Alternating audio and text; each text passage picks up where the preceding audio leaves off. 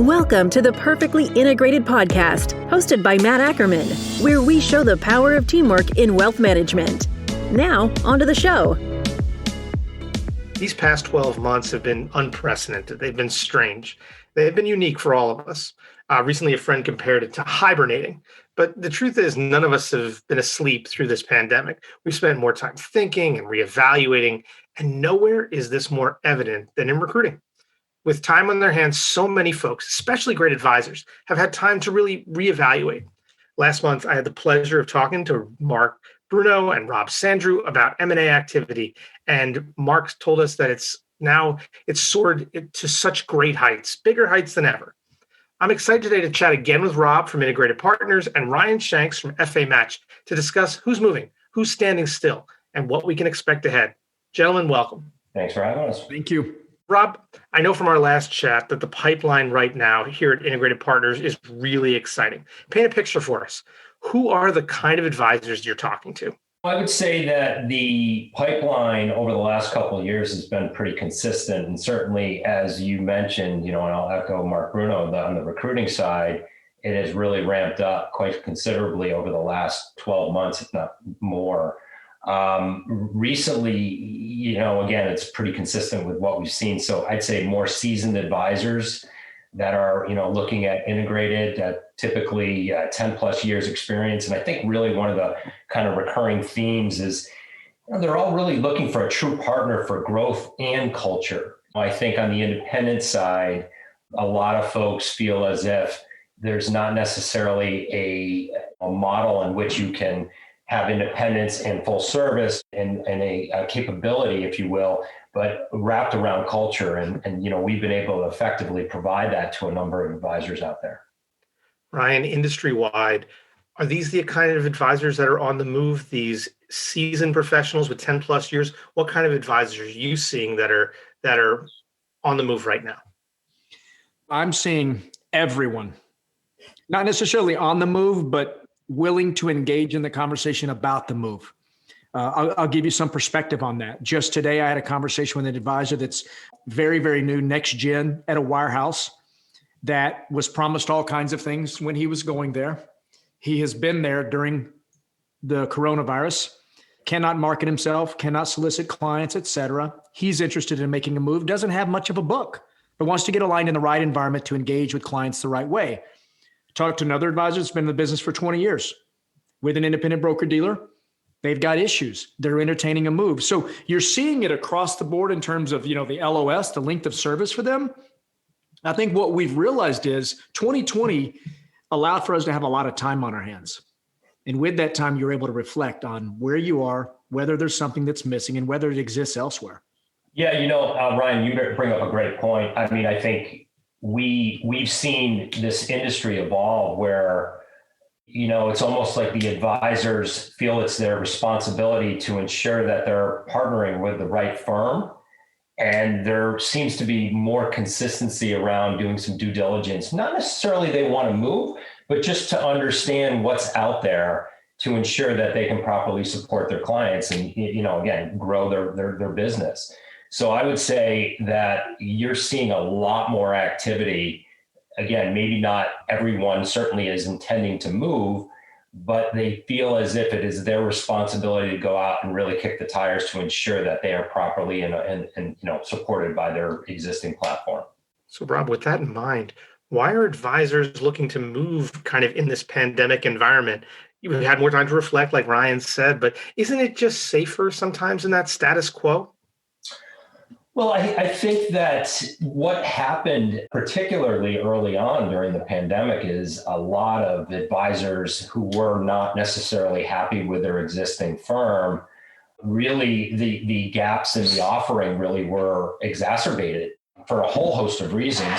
Again, on the wirehouse side, a lot of that culture was really dependent on being in the office, being in those organizations physically and being able to, have that partnership with the various groups around you. And that obviously disappeared, at least from a physical perspective, and it was remote. And then I think what you've seen is a lot of these advisors realize, okay, I wasn't necessarily happy where I was, where I am, let's say, And the pandemic has really highlighted some of those gaps. I think that, coupled with the fact that there's just been a lot of movement just in general, even pre-pandemic, where there's just more education, there's more information and data points out there for the advisors to really get a handle on what it really means to go independent or means to pick up and move their book and what it looks like. 10 years ago, it was literally like, if I'm going to jump to the independent side, I don't necessarily know what I'm getting myself into because there wasn't a lot of information out there. And right now, there's a significant amount of data. There's a significant amount of coverage in the space, the breakaway market, RIAs, merging, M&A activity, whatever it may be. There is so much data out there, and there's a lot of information that you can point to. So I think there's a little bit more of a comfort level from advisors to be able to make that jump. Ryan, if we're painting this picture of these growth-minded advisors kicking the tires, these folks that like groundhogs, they're poking their head out, they're looking around at what's available. Who are the advisors that are standing still right now? Who are the advisors that are sticking it out in their current environment? What do they look like? I think the advisors that are sticking out are those who've made the move within the last 3 years, right? It's disruptive to move twice in a small window of time. So they're there to sort of see how that kind of plays out. I think other advisors that are really staying put are the advisors who are fully satisfied. Like, believe it or not, there are firms doing incredible work for the advisors and adding value. So the advisor doesn't have to explore a move. They're in exactly the right spot at this moment to best serve their clients. I'm not really wanting to try to go out there and say, hey, everyone should make a move. No, just make a move until you find what's right for you and your clients. And what makes it difficult in this industry is it evolves. A firm's business model evolves at a certain pace. An advisor's business model evolves at a certain pace. And correlating those together sometimes, right? Sometimes it's, we're trying to dance together and my move's one and yours is the other, and we're just not in sync. It doesn't mean that neither of us are bad people or bad organizations. We're just not aligned right. Rob, there's this notion that advisors are moving around right now, just head towards retirement, looking for that final lily pad. But this picture that I'm getting from you guys is this is an advisor on the upswing who's looking to move. Is that truth, or is it misconception? Who do you think is kind of, we're not getting the advisors kind of in that final lily pad stage? No, I think it is one in which I would actually say quite the contrary, where, I like how Ryan said the advisors evolving, their business models are evolving.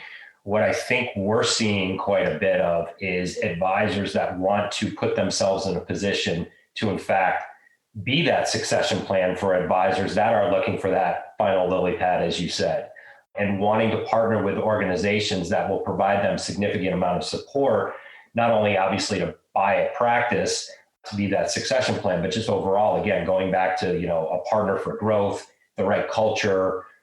There's no better time to be looking around and finding the right partner with all the business models that are out there. And I do see a lot of advisors coming to us saying, okay, this is where we want to be for the long haul, partnering with, say, Integrated, and then having the ability to be extremely opportunistic in an environment that there's a ton of dislocation.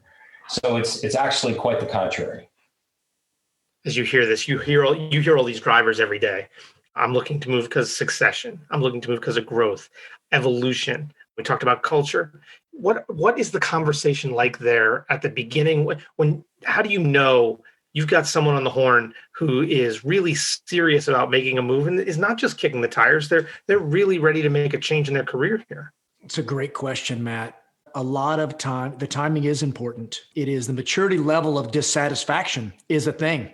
If you're just today initially frustrated by where you are, it isn't necessarily the motivator to pack up and look to move, right? There's no reason in sugarcoating it. Making a transition from point A to point B is going to take time, right? Energy. It's going to take a focus away from engaging in those clients, and it hits pause for whatever period of time it is.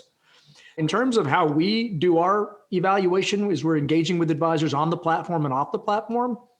It's a function of must-haves and want-to-haves, where you are today and where you'd like to be tomorrow. I like to tell advisors, think about your current iteration as 1.0. Think about the move you're going to make, allowing for you to move into 2.0. What does the 2.0 of you look like? Paint that picture for me. And then it's a function of really looking at that and giving candid feedback that what you're wanting 2.0 to become is not possible, or it is possible, but it's possible if you look at firms that look like this, meaning vertically, they're structured this way. We like to define firms and advisors as avatar types, right? There's a compatibility to this. It's getting all of that set on the front end, and then just allowing the people side of the business to kick in, which is folks like Rob and Integrated talking to those advisors to see, do you like each other? And can you solve for my problems? And will we have a lot of fun along the way is also a very important factor. Yeah, Ryan, to your point, though, I think it's pretty obvious when, in my mind, an advisor is ready or not to make a move. I think it's doing them a injustice if you don't highlight that. If there's someone is kicking the tires, that's great. But if someone is thinking about changing their platform and there really isn't a compelling reason, I mean, there needs to be that discovery component, right? There needs to really be a deep dive as to what, I don't want to steal any thunder here, but are you running away from something? Because that's not a really good, viable reason to pick up your life's work, if you will, and move it from one organization to another. The other thing that seems to be kind of top of mind, we'll call it, is sometimes I feel as if folks aren't doing enough due diligence. They're leaving a firm and they thought, well, the last time I didn't do enough really of a deep dive to understand and align my business model. And it's not necessarily about the next year, but focus on the next 5 years and beyond, right? And I find sometimes that advisors aren't properly putting themselves in the right position from a due diligence perspective to really understand what's out there. Don't just talk to one firm, talk to multiple firms. Understand where you want to be, not just 1 year, but 3 years and 5 years out. Your business is going to evolve. We're having this conversation right now because your business evolved, most likely. Do you think it's just going to stop evolving after 12 months from now? It's one in which we really, I try to, and I know Ryan, because we partnered on a number of opportunities together, we're constantly making sure that these advisors are looking really more pragmatically out there to better understand what the possibilities of their business model could look like. It's funny because I always have this vision in my head of this advisor shopping for a car when they're thinking about making a move. And my dad shops for cars by going to 3 or 4 different dealerships, talking and coming up with a plan. Whereas when I shop for a car, I've done all my research already, and I'm going to one dealership and diving in. Ryan, when you talk to different advisors, are they more like my dad? Or are they more like me, where are they doing a ton of discovery, or they kind of have an aim and target when they get down to the nitty gritty? Most advisors have assumptions that they know what they're looking for. They know what to ask, but the truth is they don't, right? So you do have some that want to go down that path all on their own, right? We call that kind of more the automated, I want to drive the car. And you've got a decent amount that are like, I'd like to ride shotgun, and someone else sort of lead that process. It's very much our philosophy is let's empower you to understand who you are and where you are. Let's be very transparent about what leverage you may or may not have, right? When I'm talking with a next gen advisor that's got a small book of clients or no clients, you have to understand here's how you need to position yourself to these firms. And you want to focus on this move being one. I like to tell folks it's chess, it's not checkers. You want to make certain that you're thinking long enough down the road. It's the long game because you're trying to service these clients for the long game. So envision what you may evolve to in 5 years and try to apply that back to the due diligence today. For example, I have a $50 million book of business. I got 50 clients. I want to move over and I want to do more planning. I want to be able to charge for the planning. I'd like to have a lead gen program that I want to step into. I'd like to maybe acquire some books of business down the road. There's lots to unpack there. You can find a firm that will support you on the planning side, let you charge what you want to charge for the planning, but may not have any wherewithal or capital to be an aligned partner for that acquisition piece, for example. So it's unpacking it, and it's getting a sense of what are the data points that are representative of who you are today, who you want to be tomorrow, and how do they connect with what firms are out there in the marketplace. Rob brought something up earlier. You go back 10 years ago, when I got in the business 21 years ago, I remember my first call with an independent broker dealer. I was like, what? They're independent? These are these advisors are making 90 cents on the dollar. Like, what is this?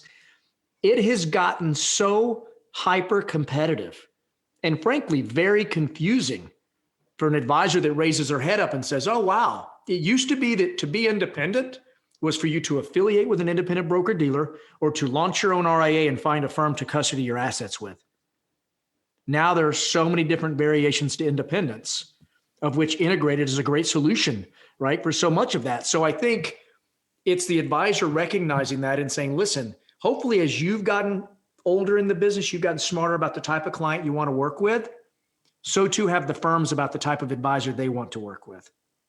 I always say it's like the beauty of independence is choice. The curse of independence is choice. There's just so much information. It can be very confusing, and having a partner like Ryan and other firms to help objectively navigate through the industry. I mean, the vernacular between one firm in terms of economics and another firm could be wildly different.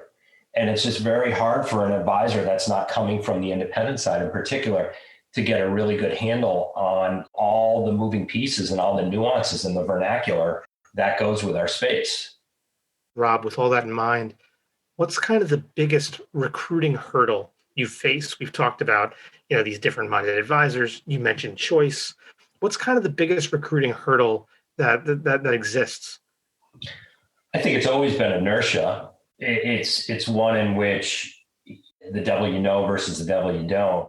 But I think that, again, because of the pandemic in particular, the gaps in a lot of these offerings have been highlighted, in many cases exacerbated, become worse.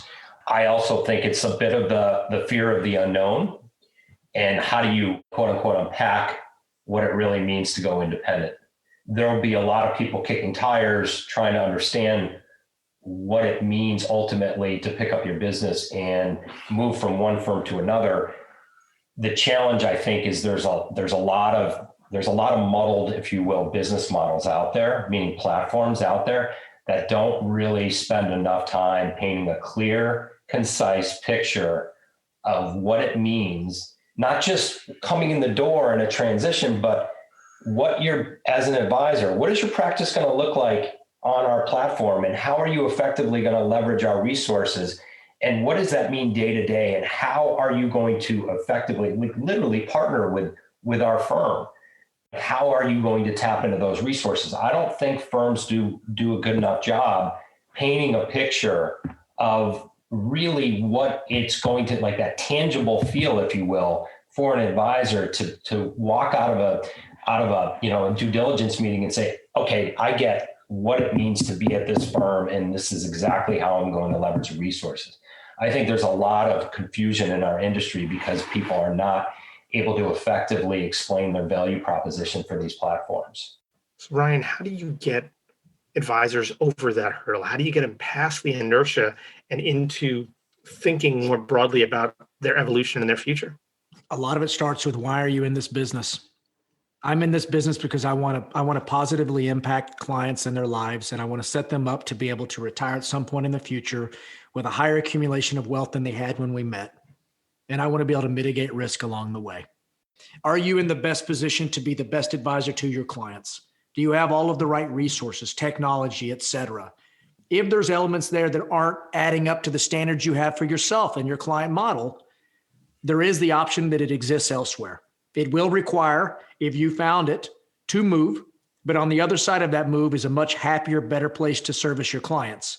So if you're on the other side and you're happier at the work that you love doing for your clients, that's the alignment exercise that matters more than anything. Rob, with all this in mind, and with that kind of that notion of that why in their head, what are advisors demanding from firms these days? What's kind of on their checklist as they think about making this move? I think what we're seeing a lot of advisors, again, like a recurring theme amongst advisors that choose to affiliate or partner with us, this entrepreneurial vision. And they want to make sure that there's an entrepreneurial spirit within the organization. But I'd say even before that, it's execution. Execution is absolutely key. There's a lot of let's talk about what we can do for you as an organization. but the execution part sometimes falls short. And I think that seems to be one of the more consistent due diligence focus is, okay, I get you've got these resources, but what does that really mean for me? And help me understand, again, tangible. How do I make that tangible to make sure that actually your firm is going to execute on what you're saying? So I think that execution piece is a big one, because it's a very competitive landscape. There's a lot of firms. We have to continue to evolve. We have to continue to get better, be progressive. We have to execute. We have to be able to do the blocking and tackling. And then again, as we evolve, continue to execute on whatever nuance we're providing to that advisor so that they can more effectively support their client base. What's ahead, Ryan? As we emerge from this pandemic, what can we anticipate from recruiting industry-wide as we kind of head into 2021 and beyond? I think the single greatest thing that's come out of 2020 is most all financial advisors are aware of optionality, and I believe are willing to engage in a conversation to explore alternatives. I don't think we have ever been in a place in this industry where you could have the masses, financial advisors, willing to entertain in that conversation. And I think it becomes a function of the firms who've got the most integrated offering, no pun intended, right? But are really focused on driving real value. They're the ones that are ultimately going to win. Now, but I'll tell you, our industry has really been kind of fallen in love with sort of the shiny objects, I like to call it. You know, firms that are sort of getting the press every week and those types of things. And that's great. They're being successful. But there are advisors that will never get to the $5 million or $5 billion mark, right, in assets. Yet they find themselves sort of comparing, and it's like, you shouldn't do that. You need to sort of recognize you yourself, look in the mirror and what it is you want to accomplish, and go get that. Again, I think we've got incredible people in this industry on the advisor side, on the firm side. I think the other thing that's really we're staring at that blows me away that we're still trying to get our arms around it is continuity in this industry as a whole. Advisors are not getting any younger. They're not putting in place retirement plans to monetize and get out of the business. They're just staying in the business longer as they always have. What concerns me there is that the value of that asset shrinks the longer you're in the business as an advisor with clients that are older. And I just don't think that there's enough time spent there in terms of we understand the purpose, but from a continuity perspective, what if you were to execute on a transaction in your 50s, but to do it in a way to where you could stay in the business to service those clients for however long you want, right? I think that's a much more thoughtful approach. So we'll see how that shakes out. I'm super optimistic. I'm obviously in the business of trying to bring good people together with good people. I consider Rob an integrated one of them. Rob, what do you think when you look at this year and beyond? What's your outlook? I think it's exciting. It's certainly like I said before, the landscape of these organizations like ours it's very competitive, and it forces us to be better, to continue to evolve. And I find it to be very exciting, keeps me very engaged as we evolve, as advisors do too. And I don't see any slowdown as it relates to this migration towards the independent channel. I think it's actually going to pick up over the next handful of years, just again, because a couple of things, the pandemic, the ability to work remote, the technological advances on the independent side, just the overall sophistication of the business models of firms like ours continue to get better and better. And if there's a way in which, and as an advisor, I can have a model where I truly am independent, I own my client base, and there's all the resources I need to effectively support my existing clients and go out and bring in new business, whether that means the same type of client or go up market, whatever that may mean. It's exciting. There's just a lot of opportunity. On the flip side, to Ryan's point, is that there is a concern. It seems to be a very big challenge for us to bring new blood into the industry. It's one in which it's almost like we're kind of hiding under the covers, just hoping it goes away. Clearly, that's not going to happen. We work very closely with CPAs. If you want a cautionary tale of what would happen in our business if we don't pay attention, it's the CPA market. I mean, the average CPA is north of the average advisor in terms of age. The average client of a CPA is actually higher or older rather than the average client of an investment advisor.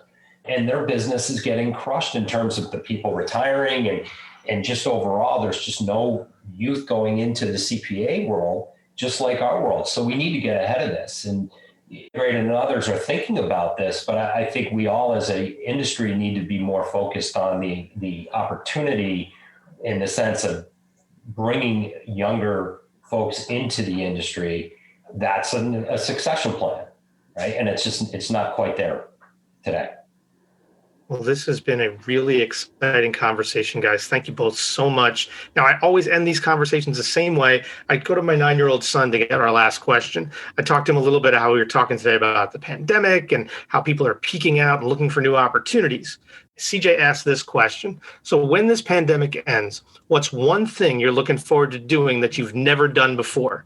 He said that he wanted to go to a different amusement park than he's never been in before, which I think is just him planting a seed with his father that he wants to go on vacation. Anyway, to you guys, Ryan, I'll ask you first. What's one thing you're looking forward to doing that you've never done before when all this pandemic stuff ends? I got to tell you, kudos to your kid. Like, I thought, what's one thing that you can't wait to get back to? One thing that I've never done. I'm somewhat risk adverse. I'll tell you what it is, and what I am putting it on the calendar is I'm going to Austria next year on a ski trip. Wow. It's something that I've never done. I'll be with a bunch of folks who ski at a much higher level than me. So I may be having beers while they're skiing, but I'm trying, again, I think, look, we're all this pent up demand, we're meant to be social. What's great is we've been able to do that sort of through a video lens and kind of come into one another's homes during this crisis, which has actually been a silver lining. But that's what I'm looking forward to. But I miss a connection. I miss getting together with people and hugging them and shaking their hands, and we need that. I agree. Hey, Rob, what do you think? What's one thing that you're looking forward to doing that you've never done before? I agree with Ryan in terms of like the social piece. It's just, I really miss the days where we can all get together and hang out, and I'm very much looking forward to that. One of the things I've done many times before, but I'm very interested in getting back to, is concerts. Can't wait to go to a concert. Mm-hmm. The one thing that I really want to do that I have not done before, let's just say I celebrated a big birthday this year and really couldn't do much. We are going to go to Cabo. We're down in San Diego, as you guys know, and been over the border, but not to Cabo. And I'm very excited to do that once this pandemic is over. That's amazing. I love this last question because I always feel like I see much more of folks once we really start to explore these last questions. So thank you guys both for a great conversation today and for helping us learn a little more about what's on the horizon. So thank you both so much. In this material is for general information only and not intended to provide specific advice or recommendations for any individual. All performance referenced is historical and is no guarantee of future results. Securities offered through LPL Financial, member FINRA SIPC. Investment advice offered through Integrated Partners, a registered investment advisor and separate entity from LPL Financial. Ryan Shanks is the co-founder and CEO of FA Match and is a separate entity and not affiliated with Integrated Partners and LPL Financial.